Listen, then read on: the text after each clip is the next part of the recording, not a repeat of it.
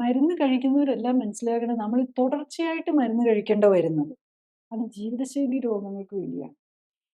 Pressure വന്നതിന് തന്നെ കാരണം മിക്കവാറും കിഡ്നിയുടെ പ്രശ്നമായിരിക്കും. കാരണം ഞാൻ പറഞ്ഞല്ലോ കിഡ്നിയിലുണ്ടാക്കുന്ന റെനിനാണ് നമ്മളുടെ പ്രഷറിനെ കൺട്രോൾ ചെയ്യുന്നത്.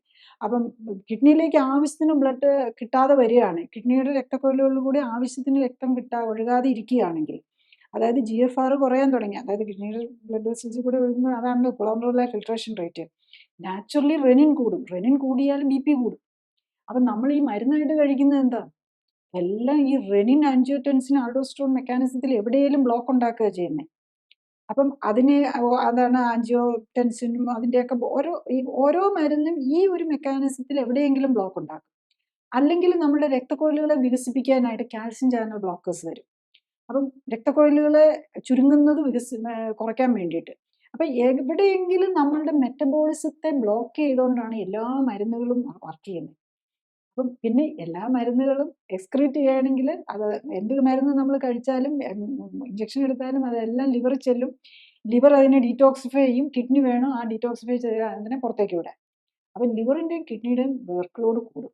അപ്പം നമ്മൾ നമ്മുടെ രോഗത്തിൻ്റെ കാരണത്തെയാണ് ചികിത്സിക്കേണ്ടത്. നമ്മളിപ്പം ചെയ്തുകൊണ്ടിരിക്കുന്നത് നമ്മുടെ സിംറ്റംസിനെയാണ്. പ്രഷർ കൂടിയോ പ്രഷർ കുറയ്ക്കാനായിട്ട് മരുന്ന് കൊടുക്കും. അതൊക്കെ എന്താ നമ്മുടെ മെറ്റബോളിസത്തിൽ ബ്ലോക്ക് ഉണ്ടാക്കിക്കൊണ്ടാണ് ഇത് ചെയ്യുന്നത്. പിന്നെ ഷുഗർ കൂടിയോ ഉടനെ ഇൻസുലിൻ കൂട്ടി ഷുഗർ കൺട്രോൾ ചെയ്യാൻ നോക്കും. ഇൻസുലിൻ ഇഞ്ചക്ഷൻ എടുക്കുക, അതാണ് ഏറ്റവും നമുക്കൊരു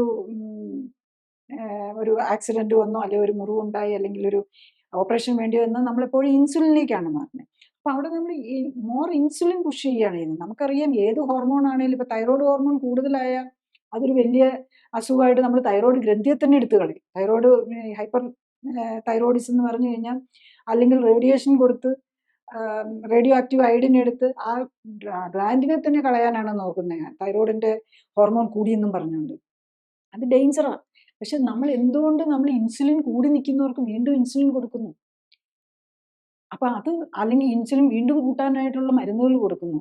അത് നമ്മൾ ഓരോ പേഷ്യൻറ്റും ചോദിക്കണം. നമ്മൾ ഡോക്ടേഴ്സ് എന്തുകൊണ്ടത് കൊടുക്കുന്നു എന്നുള്ള നമ്മുടെ പ്രോട്ടോകോൾ അങ്ങനെയാണ്. അതുകൊണ്ട് ഇപ്പം ഏതെങ്കിലും അസോസിയേഷൻസോ അല്ല മെഡിക്കൽ കമ്പനീസാണ് ഇത് ഏത് മരുന്നിന് ആർക്ക് കൊടുക്കാം എത്ര എന്തി കൊടുക്കാം എന്ന് പറയുന്നത്. ആ ഒരു സിസ്റ്റം തുടരുന്നിടത്തോളം കാലം ഇതിങ്ങനെ തന്നെ കണ്ടിന്യൂ ചെയ്തുകൊണ്ടിരിക്കും. ഒന്നെങ്കിൽ ഗവൺമെൻറ് ലെവലിൽ ഇതിനെക്കുറിച്ച് പഠിച്ച് അതിന് നമ്മളുടെ രാജ്യമെങ്കിലും ഇങ്ങനത്തെ കാര്യങ്ങൾ, ഇങ്ങനെ അശാസ്ത്രീയമായ ട്രീറ്റ്മെൻറ്റുകൾ പലതും ഇപ്പോൾ തുടരുന്നുണ്ട്. അതിൻ്റെ ഏറ്റവും വലിയ എക്സാമ്പിളാണ് ടൈപ്പ് 2 ഡയബറ്റീസിൻ്റെ ട്രീറ്റ്മെൻറ്റ്.